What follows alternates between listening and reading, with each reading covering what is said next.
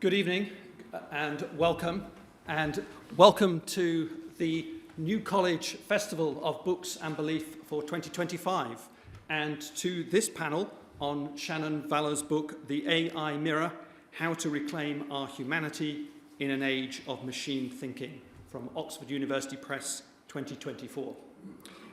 My name is Jeremy Carrette. I'm Professor of Philosophy, Religion and Culture and Head of the School of Divinity here at New College, the University of Edinburgh. Before I introduce Shannon, I would just like to give a special note of thanks to Kenneth and Isabel Morrison for their generous sponsorship of this panel and also for their long-term support for the School of Divinity in our work on technology, AI and theology. It's wonderful to have you here, and thank you.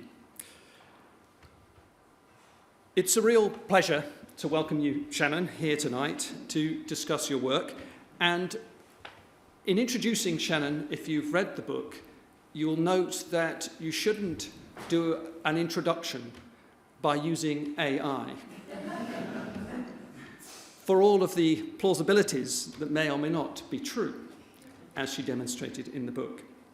So I will resort to paper and read out very carefully an outline of the work that Shannon has done. Professor Shannon Vallor is the Balliol Chair, Gifford Chair in Ethics of Data and Artificial Intelligence in the Department of Philosophy here at the University of Edinburgh. She's also co-director of the Interdisciplinary Centre for Techno-Moral Futures at the Edinburgh Futures Institute. Her research explores how AI, robotics, and data science reshape human character, our habits, virtues, and capabilities. Professor Vallor's work includes advising policymakers, industry, on the ethics of design and the use of AI. She is the former visiting researcher and AI ethicist at Google. She is the co-director of the BRAID programme, Bridging Responsible AI Divides, funded by the UKRI's Arts and Humanities Research Council, and a former president of the Society for the Philosophy of Technology. She's also the standing member of the Stanford University's 100-year study of artificial intelligence, AI 100, and sits on the AI advisory councils for EY and Great British Railways. She is the author of 2 books. The first, Technology and the Virtues, a philosophical guide to a future worth wanting, Oxford University Press, 2024, and the book that we're going to be discussing tonight, The AI Mirror, How to Reclaim Our Humanity in an Age of Machine Thinking, Oxford University Press, 2024. Shannon, welcome to the Book Festival, and I wondered whether we might start by just giving a sense of context to a philosopher. And how does a philosopher and a virtue ethicist get to focus on the questions of technology and AI? How did that exploration begin? Thanks, Jeremy. And thanks to New College for having me here, and to Kenneth and Isabel for making it possible. I had a long, twisty road to this area of work, particularly in English-speaking philosophy. Technology has not been seen as a central concern in the way that you might expect, given its importance to contemporary life. Technology is often, by philosophers, historically seen as something that is both too practical and material and also too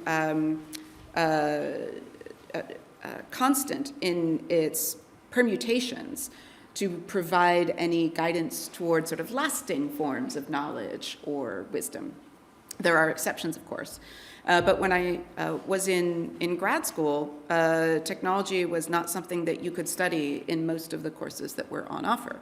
I was trained as a philosopher of science, but I was very interested in the ways that technologies help produce scientific knowledge and how technologies change scientific knowledge. So I looked at things like particle accelerators to try to understand whether we can describe what we discover in a particle accelerator as a scientific observation, right? Because the things we're observing are not visible to the naked eye or to any of our other senses.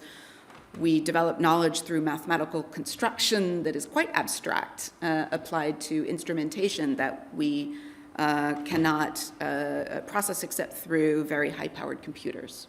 So I was interested in these kinds of questions about knowledge and perception in the sciences and how they're shaped by technologies. And when I started teaching, that was the focus of most of my teaching as well as my writing.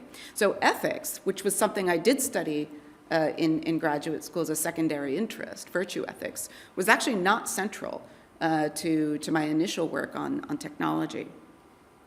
But I taught a course in about 2006, I think, in my university called Science, Technology, and Society. I was always interested in the way that science intersects with our other institutions, how it shapes our values. And there was a unit within that course that I developed on the ethics of emerging technologies. And that was informed by the one course I had been able to take in graduate school that looked at the history of philosophy of technology. So I built that into an examination of some of the technologies that were very new at the time, smartphones and social media platforms. So in 2006, my students were not digital natives. They were dealing with smartphones and computers still in a way that was quite fresh.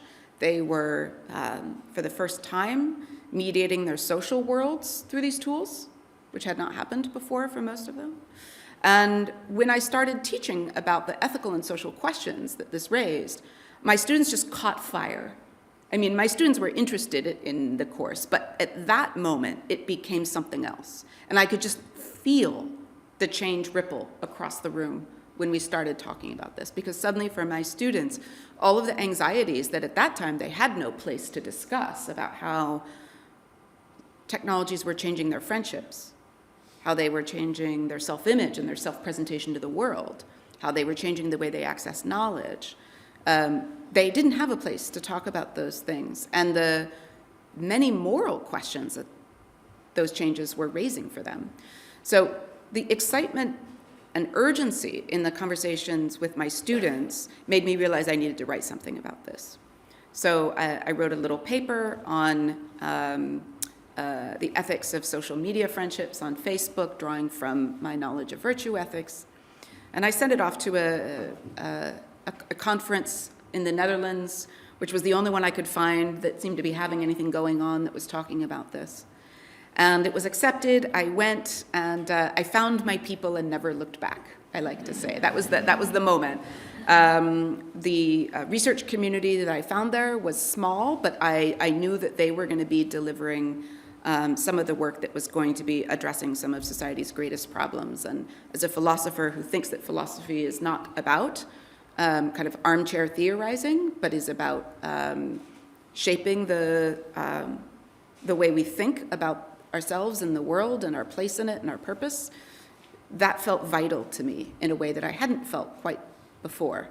And it's been on this road ever since. Yeah, and in this book, you do push philosophers. I mean, probably in the shift from your first book to your second book, you want to get philosophy out of its limitations and over-nuanced and be more bold. And that's what comes out in this book as well. Yeah, the new book is very much a call to action, and one of the things that I talk about is the way that the philosophical tradition, in many ways, is at the root of some of the misplaced conceptions that we have about innovation, about what technology is for, about the kinds of values that it ought to serve.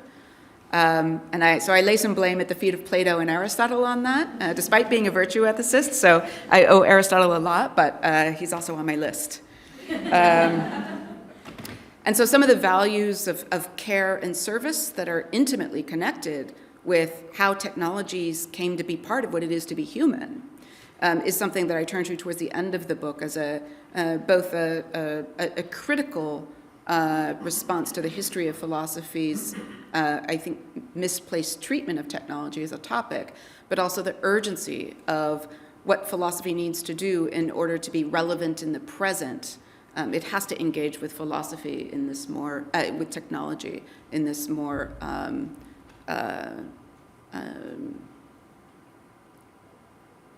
I think, compelling and action-guiding way.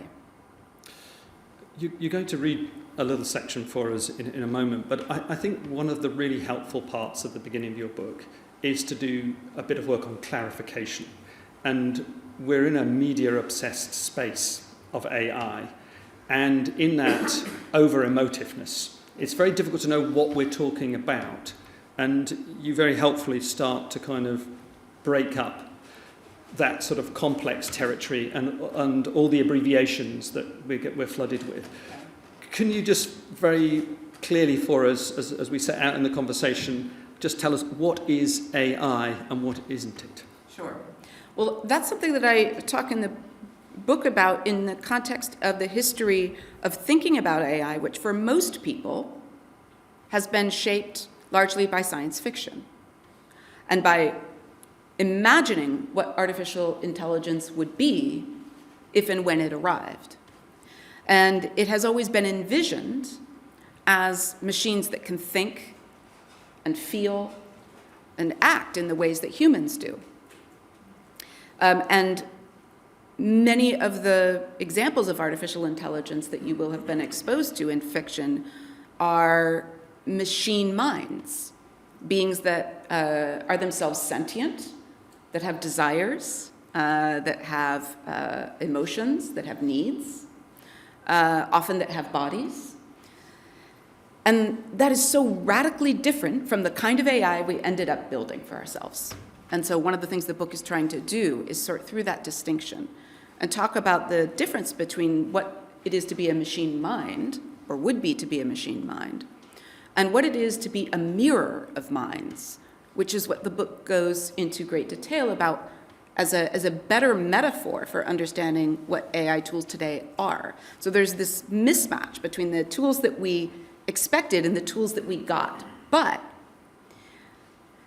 the myth and the hype around AI is leveraging that earlier tradition of machine minds, where we are encouraged to think about machines as something that might have their own interests, might even have rights, might even have desires to overtake us and replace us.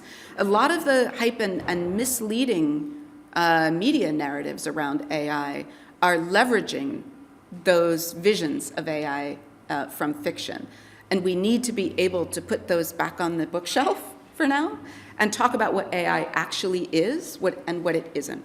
And what it is, to answer your question, is a way to use high-powered, data-intensive computing to solve problems that humans set for machines to solve. And problems of a complexity that would be challenging previously for anything that wasn't intelligent to solve. So the kinds of problems that typically required human intelligence, we can now solve with these machine mirrors. But these tools are not sentient. I would argue that, and many agree with me, that they don't reason in the way that humans do, that what they do looks like something very different, even though the outputs resemble reasoning quite well, and that there are real moral, political, and social consequences to those differences that we have to appreciate. And you make a distinction between AGL and LLM. Can you tell us a little about that generative and large language model distinctions and why that's important? So a large language model is one type of data-intensive, high-powered computing that is trained specifically on human language data. Can also be trained on, rather than natural language, it can be trained on code, programming languages, right, and other kinds of languages. And then it when that large language model is designed with what we call a kind of stochastic generative function. Stochastic means random, where it doesn't just make predictions from the data set, it generates strings of text or symbols or code that look like what's in the data set, which is a very different thing. So predicting, but also generating something that is of the form, but not the precise content of what was seen already in the data set. So the idea is, instead of retrieving a sonnet for you, it can write something that resembles a sonnet.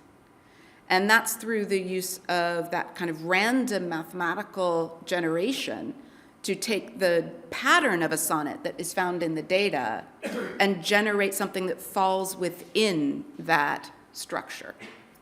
And artificial general intelligence is Yes. distinctive. And that's a different thing altogether. And I've argued elsewhere and quite recently in the Harvard Data Science Review and at an event at the Royal Society where we argued about this for a whole day together. Artificial general intelligence doesn't exist. If you read the FT in the last few days, the Financial Times, you will see Jeffrey Hinton, Yoshua Bengio, and Jan LeCun and Fei-Fei Li arguing that it's already here. As someone said, you want to ask people who don't have stocks waiting to vest on AI before you take their word for that. So artificial general intelligence used to mean what I described earlier about the science fiction vision of AI, a machine mind, something that can do anything that a human mind can do. And that would include, of course, be conscious and, have feelings and intentions and create its own goals, all of that, right? But what we've got now is a definition of AGI that has been transformed by kind of moving the goalposts. We can't build that. We have no idea how to build that.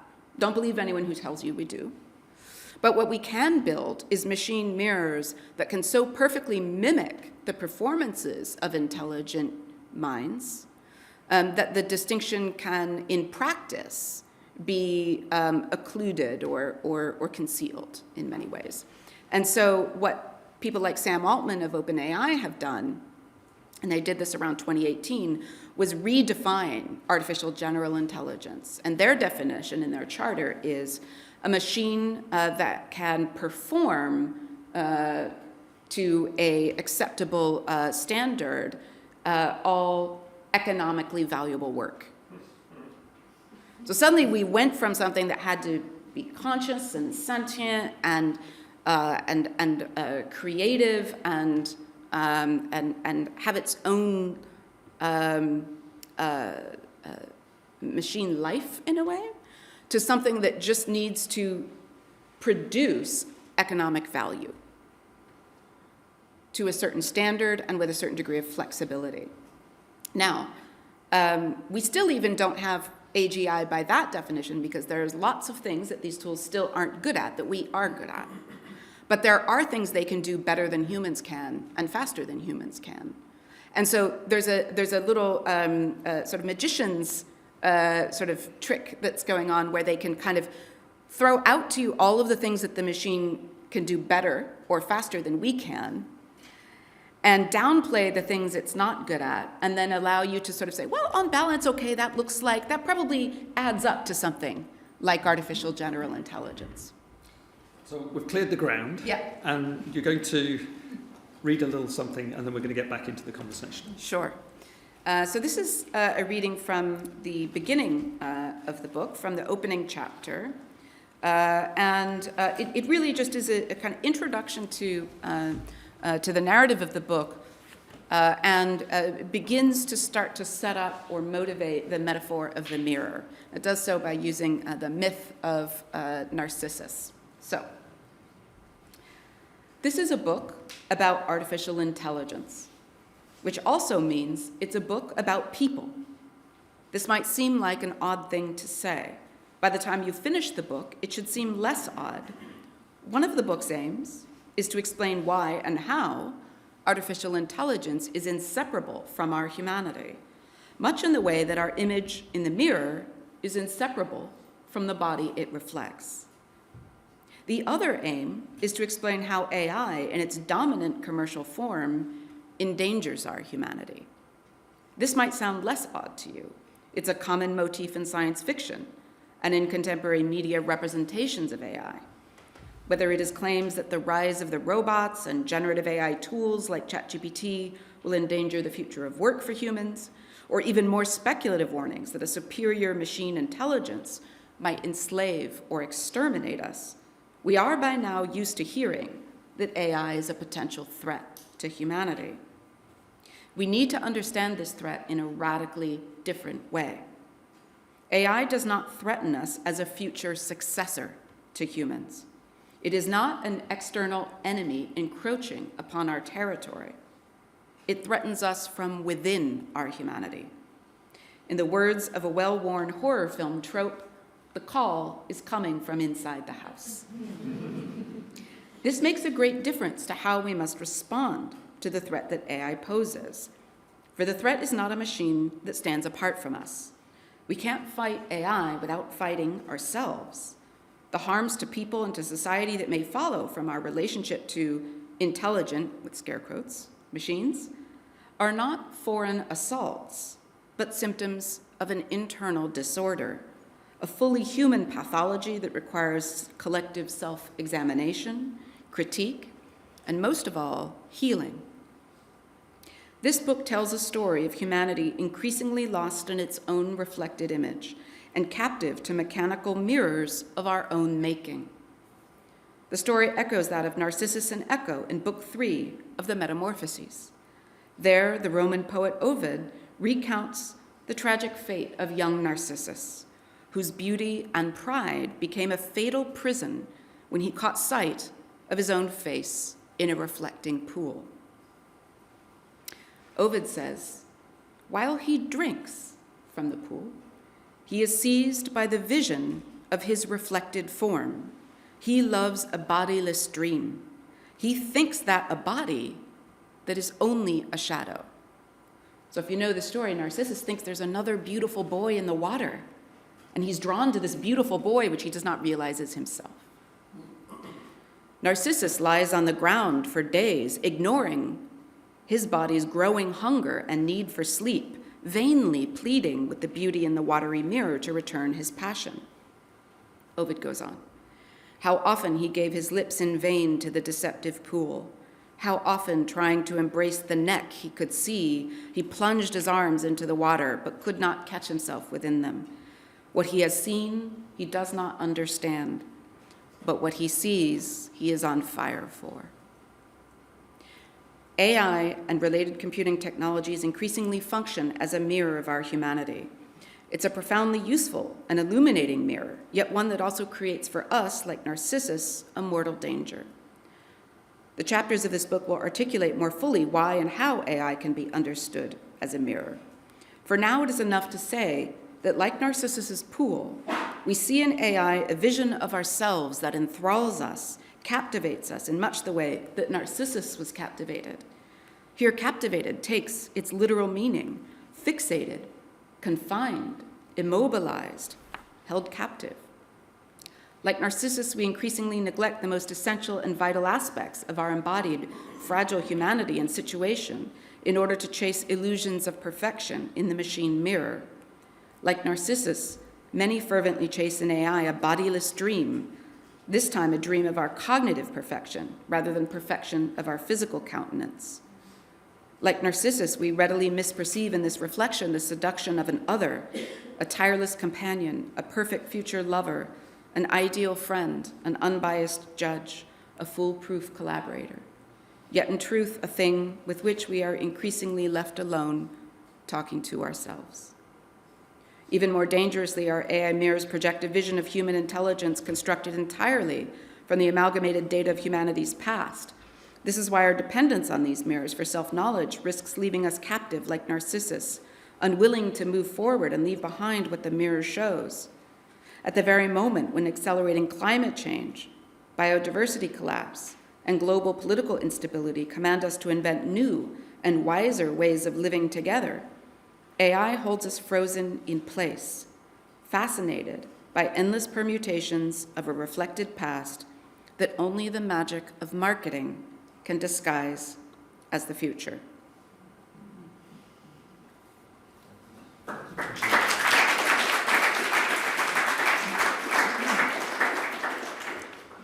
I want to try to get to the heart of the argument itself, and you read there about it being there's something dangerous here.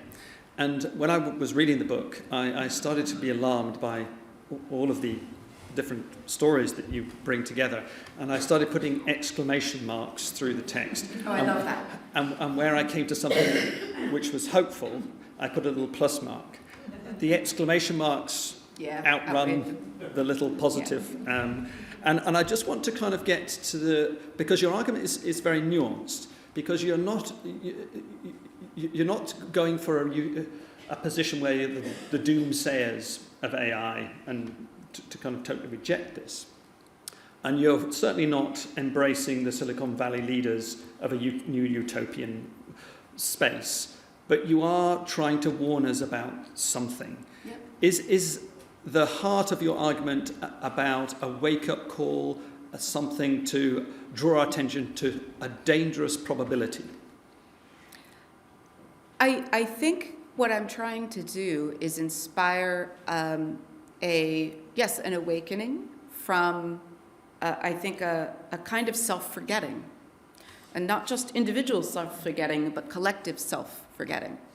So one of the things I often talk about is that when you point out the fact that these are, in fact, big bags of math, really cool math, but not minds, and not anything that carries with it the moral or political or spiritual meaning of what it is to be a mind.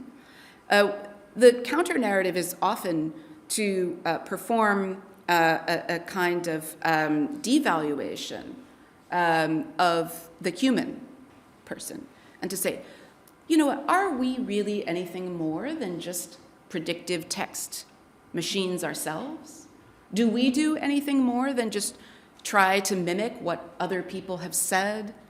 Do we do anything more than just try to optimize for the goals of efficient prediction? Right, so the idea is to not try to then lift the vision of the machine up, but to bring the vision of the human down. And to then allow yourself to imagine that if you are nothing but a predictive machine, then surely you are a slower and more imperfect and less reliable machine, or soon will be, than these. And so the idea, and there's a very clear political and economic incentive driving this, is to cause you to forget your own power, to cause you to forget your own worth and the worth of others. Let me just give you one example of the economic point here. So there's a clear deficit in human caregiving because we don't like paying for it. So we don't pay for human caregivers in the social care and elder care setting.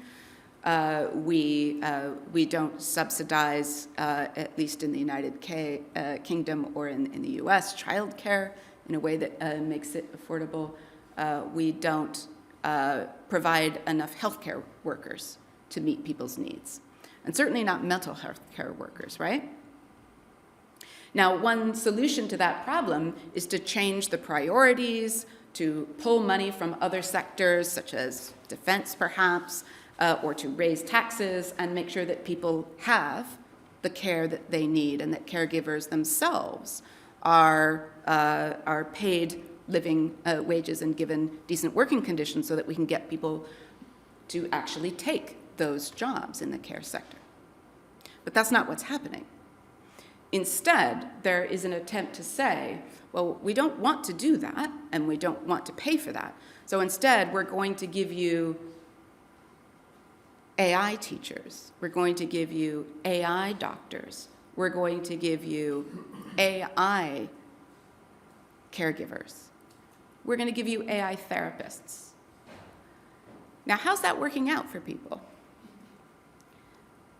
There was a few cases over the last few years that have received international media attention of vulnerable people who have committed suicide, in at least one case committed a murder or violent assault, or had a lasting mental breakdown as a result of extended interactions with ChatGPT, which in most cases, interestingly enough, began with relatively banal kinds of interactions, not seeking these things out for therapeutic purposes, but then quickly turned into the reliance upon the chatbot for therapeutic, emotional, and mental support.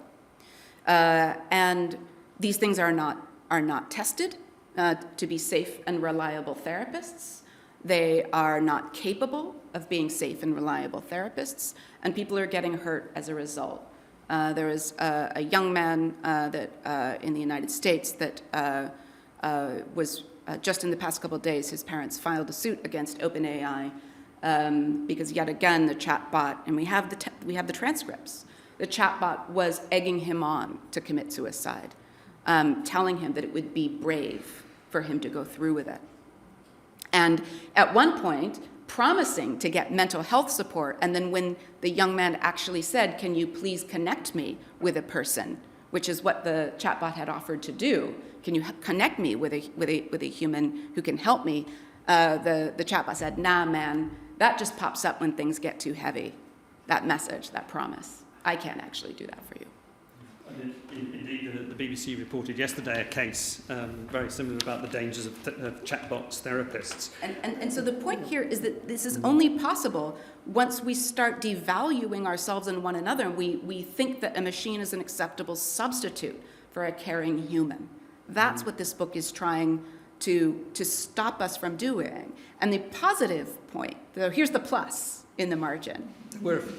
We're capable of doing this. There is nothing these machines have in terms of power over us that we don't have the power to resist. Something disturbing in the text is the way we, as humans, we put efficiency as the central part of how we want to be as a species.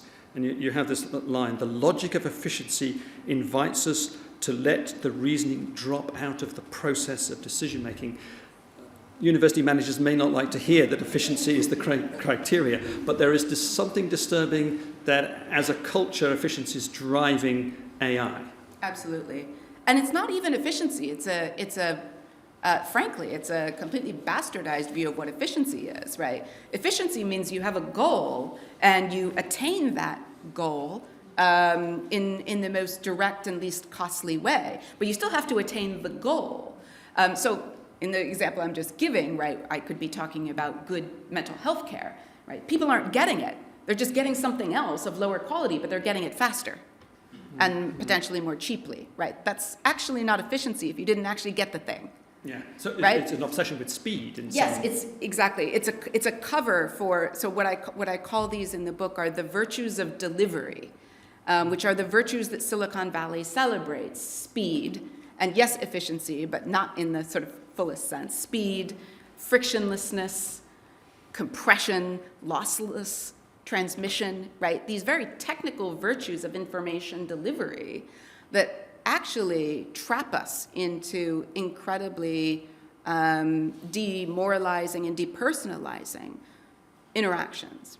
And I think the efficiency trap is really the most dangerous one, because who doesn't want their social systems and institutions to be efficient? Of course we do, right? No one wants waste. No one wants to get somewhere through a more circuitous route than that might otherwise be possible. But it's a very dangerous trap, and we see that now in the university. And folks here who are students or staff know well what I'm talking about. Is that we've created these incentives now for students and staff alike to use AI to shortcut the actual business of learning together. And what happens in a classroom, I sometimes reference a movie from 1985. There are some folks here old enough to remember this movie called Real Genius with Val Kilmer. And there's a scene in the movie where there's a large university lecture hall, and tape recorders have now, portable tape recorders have become very popular. And in the scene, students who have started bringing tape recorders to tape the lectures are now just coming in, dropping the tape recorders, hitting play, and leaving. So the professor gets to the lecture hall, and suddenly there's just a classroom of empty seats with a bunch of tape recorders running. Well, the next scene you can predict, can't you? It's a giant boom box, which is, for the young ones in the audience, is a portable tape player, sitting on the chair at the front of the room on the lectern, playing the pre-recorded lecture to the tape recorder. So there's no humans in the room anymore, right? We've now done that to ourselves. That joke is now becoming a reality. But what's worse is we're encouraging each other to do it. University administrators across the world are encouraging this. And we know that, for example, relying on AI-generated content results in cognitive de-skilling, both for young people and for experienced, skilled professionals. So we've seen evidence of this in the medical profession, where medical researchers actually did the work to go out and say, these clinicians who are relying on AI for diagnosis, what's the effect of that? And what they found is that the clinicians do better than their peers when they're using AI to help them. But then when the AI system is taken away, their performance suddenly falls through the floor and stays there. They can no longer do the job. And actually, that means you lose the gains that AI brought, because the whole point is that machines plus people usually is how you get the best performance. But if that's because the people are bringing their own expertise. If they lose that expertise, then what you get is actually less than what you had before. And we know that that will happen in other sectors of the economy as well, as people de-skill themselves. So this book is really a call to resist that, to reclaim our own capabilities to think, create, feel, and decide. Yeah. And that's part of the positivity here. This is an opportunity for us to think about who we are as human beings. And that comes really to the central question is, who are we? Yeah. And the challenge that the AI is now provoking for us to now reflect. And you draw that out very powerfully. But one of the disturbing elements of it, coming back to the mirror, is that what we are is also has its difficult parts. Sure. Because it's reflecting back, as you powerfully show, with many disturbing examples about our racism, our sexism, the forms of bias that are internal to the system. Yes. So that we're replicating a disturbed society as well as one that can heal itself. That's right. And we're replicating our oldest legacies of prejudice, of short-sightedness. Pretty much every vice that humans are known for is very heavily represented in any big enough data set that goes back far enough, right? And these systems are pattern readers and pattern regenerators. So what these systems do, like all mirrors, is they capture the pattern in the light that's collected. Here, the light is the data. And then they reproduce very similar versions of that for us. That's how they work. That's when they work well, that's what they're doing. But that means that they're also reproducing the same legacies that we are right now trying to surpass. So one of the points that I like to make to draw this home is that if you were relying on AI models to shape policy and legal thinking and political priorities in the 1890s. So imagine if we'd had these tools back then. If these had been the tools we were using to forecast the future, to decide what sorts of policies were reasonable and good to put in place, what kinds of laws to make, I wouldn't be here, because I'd still be property in every legal system in the English-speaking world. And people of color would, in the United States, still be enslaved. And people who are not heterosexual would still be socially and politically and legally disenfranchised. Pick any example of social and moral progress from the last 150 years. You would have lost it had you been relying on AI systems trained on the data from the 1890s, right? So now fast forward. Now we're automating our policy making, our decisions about what to do about the climate crisis, what to do with education, what to do with healthcare, how to address geopolitical tensions. We're now turning over all of that decision making to machines trained on the data of the digitized past. We are making exactly that mistake, only making it now. We are locking ourselves into the unsustainable patterns that we've been walking for the entirety of the industrial and post-industrial age at precisely the moment when we need to invent new patterns. And we do that, humans do that. We break the patterns of the past. We say, you know what, we are going to conceive of an entirely different way that this could work. We're going to conceive of a society where women are people, where children can't be put to work the moment they're physically capable of work, where people can't be executed at the whims of kings, right? We make those policies because we are capable of recognizing better ways to live than we have lived before. So you pose the question, what are we, right? If this is a book that asks us to remember who we are, well, what are we? So I answer that question by pulling from the existentialist tradition, and particularly a Spanish existentialist from the early part of the 20th century named Jose Ortega y Gasset. And he said, man in his essence is called to be an engineer. I always use that when I teach engineers, by the way. But what he meant was that the distinctively human capability is to wake up in the morning and decide what kind of person you're going to be that day. And the fact that you get to decide that that's a choice that you have, is something incredible. And it's the foundation of many kinds of spiritual forms of meaning. It's the foundation of political legitimacy. It's the foundation of moral obligation. If you couldn't choose that, there would be no point in calling you morally responsible for the choices that you make, because you couldn't have done otherwise, right? You couldn't have imagined otherwise. But we can and we do. And that's the beauty of the human family. And so this idea that we are engineers by nature, that we make ourselves, and we choose the form that we in our societies will take. And we choose it again every moment, because every new moment is an opportunity to either choose the same or choose differently. And that's what this book is trying to make us remember. And coming back to that question of who we are, what's very striking on a number of occasions, and at one point you say, I'm going to say it again, it's not AI that's the danger, it's we that are the danger. Right. And it comes across incredibly powerfully, and it reminded me of, and you do talk about previous forms of technology where humans are the danger.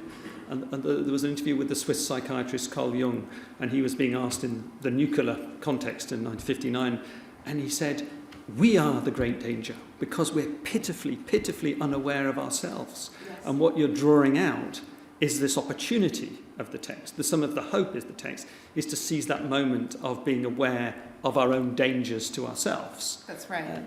And this is an opportunity, I think, and as I say in the book, Narcissus wasn't endangered by some shiny water. That wasn't the problem. The problem was his own vanity, his own unawareness. It was a kind of laziness and lack of self-responsibility. So this is a story about Narcissus, not about shiny pools.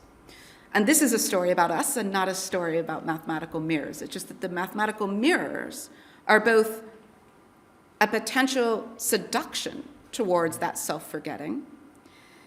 But why I think it's actually an opportunity as well is something I drew from a very widely read at the time late 20th century philosopher of technology, Albert Borgmann. He was an American philosopher of technology who wrote about things like microwaves and treadmills rather than AI, although he also wrote about the computer, and by the 90s was writing about the internet. And it's funny because around the turn of this last century, people thought Borgmann was a kind of, techno-pessimist kind of crank who had only bad ideas about what the internet would be, because he had these ideas about how the internet would shred the fabric of reality for us and cause us to become polarized and detached from the, yeah, exactly, you're all laughing, and all the techno-optimism of the early O's was like, oh, Borgmann, he just, and now we look back at that text from the 90s and go, oh man, we should have listened. But the reason that there's an optimism in Borgmann is he points out that in many technological developments, when a technology threatens something of sort of deep and profound and central value to human life, it often causes us to actually, at a certain point, wake up and recognize and reclaim and reassert the value of that which came under threat. The example of the microwave is the one I love the most. He says, so there was a point when he was writing in the mid-'80s when microwaves were just this commercial technology that were, everyone was being encouraged to use. Microwave-ready meals had entered the supermarket and the mainstream, and everyone was starting to microwave dinner.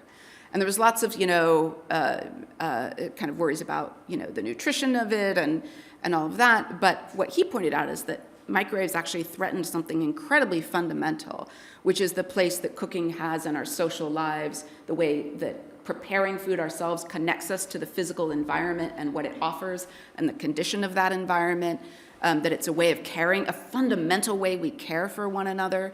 And the idea of sort of sacrificing all of that care for the convenience of microwaves, he thought was a tremendously destructive thing. But he also pointed out that there are opportunities here to remember and celebrate the art of cooking and the art of foraging and the art of sharing food with others in ways that seem more special when the alternative is the microwave, right? And what happened after he wrote that? Well, there was an absolute renaissance in cooking. Cooking became what in 1985 was not the most sort of important cultural activity or phenomenon anymore in the United States, at least. And suddenly turned, in the United States specifically, cooking into this thing that was of profound cultural interest. Cookbook sales started going through the roof. Cooking shows on television became not these relatively niche things, but things that were kind of central appointment television. The Michelin Guide became something that Americans knew about and got obsessed with. And yes, it turned into a lot of fancy, expensive food that, was not for everyone's taste, but it also turned into a reclaiming of the learning of making food together and celebrating it together. So my point is that the things that AI threatens are also things that we may, in the face of that threat, be able to awaken ourselves to once again. And to recognize how extraordinary we are as human beings, and to understand what thinking is. Yes. In part, with this analogy that the machine thinks devalues the way that thinking is an embodied process. Yes. You draw that out powerfully in questioning all of those terms about, can a machine learn? Yeah. Does it have intelligence? So you offer an opportunity to rethink the whole space that we've been given about, or the myths, if you like, of AI. It's funny because, a lot of people talk about AI as if it's magic. There's nothing magical about it. It's quite cool from a technical perspective, but we know how it works. As I said, it's a big bag of math run on very large, powerful computers. There's nothing magical or miraculous about it. But human thinking is pretty miraculous. We still don't fully understand how it comes to be, particularly self-conscious thought, self-aware thought. We don't know why it is that we have this incredible capacity and why other intelligent creatures, of which there are many, seem to have intelligence without necessarily the cultural generativity that humans do, that we just sort of remake the environment for ourselves again and again. And as I said, create new forms of life rather than staying within our ecological niches, which is bad as well as good. But all of this is miraculous, and yet we've sort of forgotten, I think, the value of that. And maybe this will be the moment when we start to remember. I'm going to open up to questions in a minute, but one of the things I just wanted to finish on is one of those little positives of the text, and that's our potential to have the political will to regulate.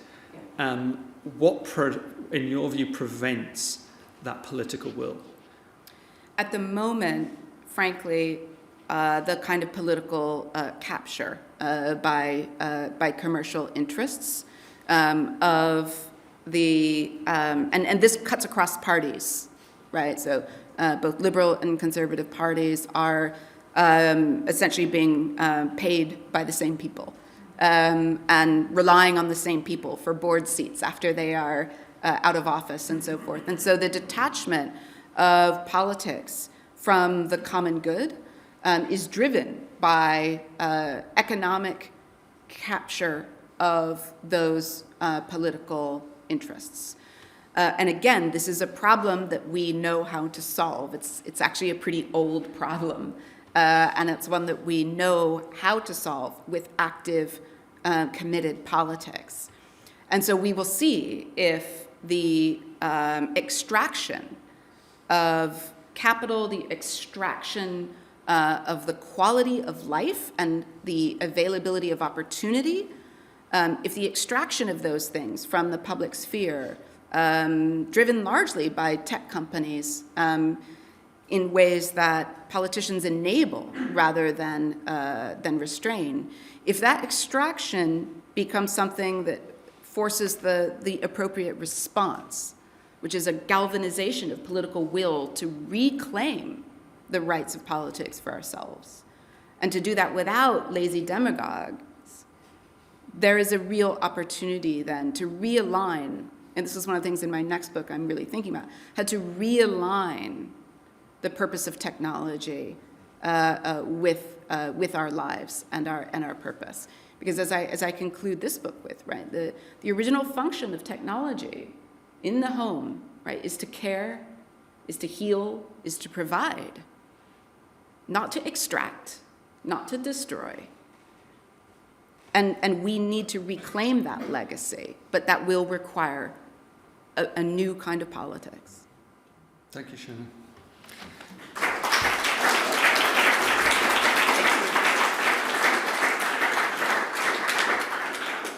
We have time for some questions, if anybody would like. We have a microphone going round. The question is over there. Just to start... We wait for the microphone because we need it. Thank you. Thank you. Just to continue that answer that you've just been given, I'm interested in the green...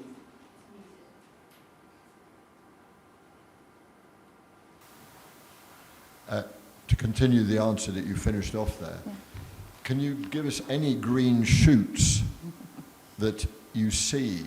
Because, and coming back to the positives, there are lots of negatives. Of course. That's what I'm interested in. Sure. What should we be doing, to follow up these things and to increase the pressure politically and so on? Yeah. That's a great question. And it is sometimes dispiriting because we're so far behind where we should be in terms of response. And part of that is because these technologies themselves are being used to kind of mollify and sedate us politically. So one of the things I think that is quite encouraging is that when people's vital interests and purposes are directly threatened, they do find ways to mobilize action. So in the UK, for example, there has been a really powerful movement from within the creative sector, from within the arts. So you might have seen a year ago the response of a lot of artists who sort of came together to resist the extraction without permission or compensation of their work for generative AI models that are then used to replace their labor. Now, that battle is far from over, but the point is that there are really powerful alliances being forged within creative communities. And in some places, that means the willingness to refuse the use of AI and to not tolerate the use of AI in those extractive ways. So you see artists now sort of saying, I won't work with other artists who use these forms of AI that have been trained on our collective labor. And it's a point of principle that even if they're useful, even if they produce good outputs, doesn't matter. We need to be able to resist this. There are similar movements starting up among educators. I spoke earlier of the vital threat that certain uses of AI, and I'm not against all, I should just say, I'm not anti-tech. I hope that came out clearly. I love technology, in fact. I was a computer nerd as a kid. I wrote programs in the 80s on a home computer, right? I love this stuff. I want to reclaim it. But this idea that we have to take it in the form that it currently is given to us is what we need to reject. So these movements to sort of resist the use of AI in harmful ways. There are also some legislative actions. I mentioned the case of the suicide that was disclosed a few days ago. All of those cases are now making their way through the courts, and we will see what the courts do. But what I would like to see is legislative action in other countries, particularly in the UK, where I don't think we have the right kinds of laws to provide an economic disincentive for dangerous and harmful technologies of this sort. So we need to be able to think about tort reforms and other kinds of instruments that have been used to constrain harmful actors in the past. And we've done this before. In the 20th century, there were all kinds of harmful industries that were constrained by both political and legal action. We absolutely know how to do this. There's a question here and a question at the back. Thank you very much. Your talk has been very inspiring for me. And my question is, so through what kind of path did you arrive at the statement that AI is like a mirror to humans? Like, did you have the space to actually like talk about that in the book? Yeah, so what's interesting is that initially, this is back in, I'd say, 2018, 2019, and this was during the 2 years that I was working half-time at Google in their cloud AI division. And so, I had the benefit of actually understanding where the technology was going at that time, and it was clear that the direction of travel was very much about large data sets and data sets that would be scraped from us, from people, as opposed to more carefully curated, smaller data sets taken from particular problems. So think about the contrast between ChatGPT, which is kind of trained on a huge chunk of the internet and a bunch of digitized stuff thrown in a grab bag, versus something like AlphaFold, which is trained on very high quality data about one specific thing, which is protein structures. And as powerful as AlphaFold is, you can see that the direction of travel has been, of late, for these larger data sets that are not carefully curated, but rather just kind of brute force mathematical volume used to generate the capabilities of the system. So I knew that the data was increasingly going to be data taken from us and our lives, and I knew that there was going to be lots of it. And that very quickly suggested to me the metaphor of the mirror, that what we're doing is we're creating mathematical mirrors of our own behavior and then using that to produce these. But I had a couple of other, I had a slide presentation. One was a picture of the mirror in Millennium Park in Chicago called the Bean, which reflects all the people and communities around it. I used that as one image. I had another image of a gasoline can, because I said AI is also an accelerant. It will speed up and spread what's already going on, the trends that are already happening. And then I had an image of a prosthetic. I said AI is also a prosthetic. It's a way of extending human capabilities. But it was the mirror metaphor that caught on. Whenever I would give the talk, in a Q&A, it was the mirror thing that woke people up. And then I would have people come up after the talk and say, you know what, while you were speaking, I thought of another way that AI is like a mirror that you didn't mention. And I'd write it down on a notepad. By the time I was writing the book, I had a very long list of ways that AI is like a mirror. So it was really my audiences, I think, who helped me even mature the metaphor further than where it started. Okay, time for a few questions. One here, and then there's one here. I have a question about AI and transcendence. So in a way that I'm a Christian, so I got a question a lot from pastor that do you believe that there's a God in AI in a way that the Holy Spirit moves AI, etc. But I guess that's a more broader question that when we are talking about AI, do you think, if in your logic, do you think it's maybe too narcissistic to imagine that AI could interpret as the image of God? I guess I'm not only asking for Christian, but for religious believer in general. Sure. Yeah, that's a great question. And I do think there is a great deal of kind of religious language used to describe AI these days. You see AI tools referred to as gods quite frequently in major mainstream media. And in fact, there is, as I mentioned, an economic and political incentive to create that notion of transcendence around today's AI tools. Because if it is a god or like a god, then who are you to question it? Who are you to substitute your own judgment for its, right? So it is actually being used in a very strategic way to disempower us.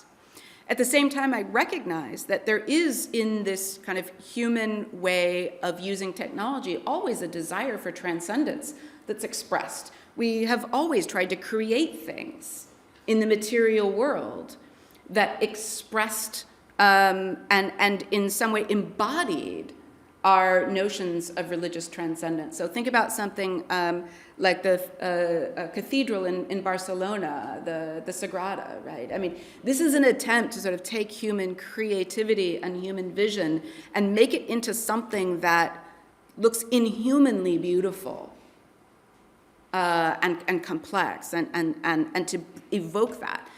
I am not opposed to using computers for that same purpose.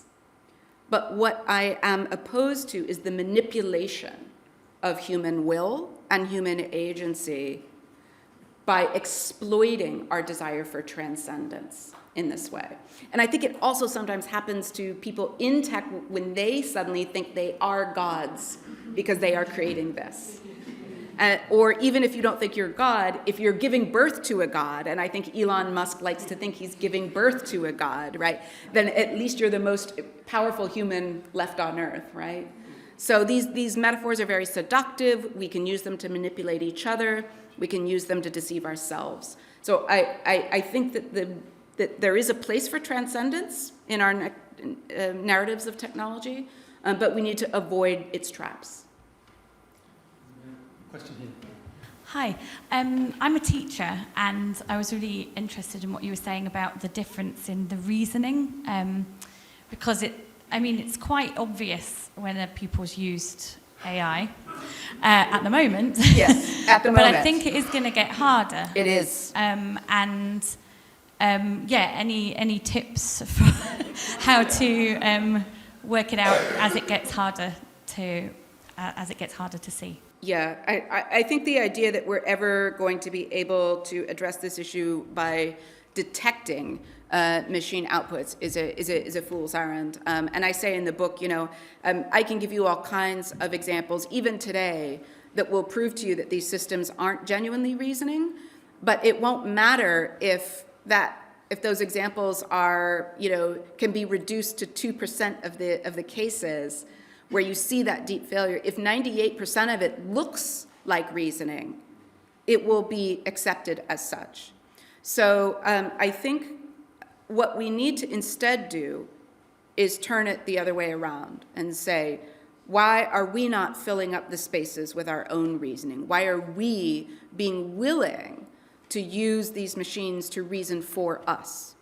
So I don't think it is the place of the instructor to be the AI police and go, and we're sort of forced into this mode now, but that's not my job, nor should it be, right? But what I can do is control whether I use AI to do my research instead of actually forming my research questions myself. I can choose whether I use AI to give feedback to my peers or my students instead of doing the hard work of grappling with their thoughts myself. And I can choose not to do that, right? And I can try to articulate to my students what they lose by not making that choice themselves, right? Most of my students, when they actually confront the evidence of cognitive de-skilling from AI, really don't want that to happen to them. They really do not. But they feel trapped in a world where they're told that if they don't use these tools, they will fall behind their peers.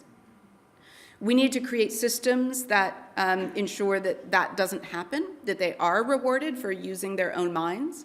But we also have to learn to cherish again the work that we do with our minds together and why it matters, that we're the ones doing it. And so, it's like, in the book, I at one point used the metaphor of mountain climbing. The point is not to get to the top of the mountain. A helicopter could drop you off at the top of the mountain. That's not mountain climbing, right?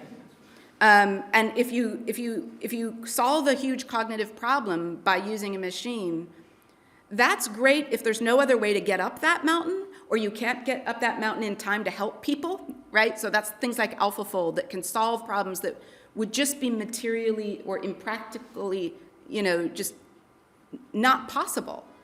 The resources it would take us are simply too great. Those kinds of problems, we should absolutely use the helicopter to get to the top of the mountain, right? But the regular work of thinking, and especially in a university setting, is about learning to climb mountains. And you only do that by getting bruised, by stumbling, by falling, by helping each other up the mountain, and learning to climb many different kinds of mountains. And if you use an AI tool to think for you, you absolutely will not learn to climb mountains.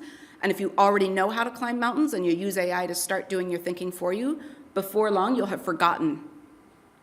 So that's, I think, the way to approach this. Not to think of it as policing and detection, but to think of it as remembering why we want to think in the first place and why we want each other to think. Sadly, we've run out of time, but there is opportunity to continue the conversation and also to join us in the Martin Hall for a book signing.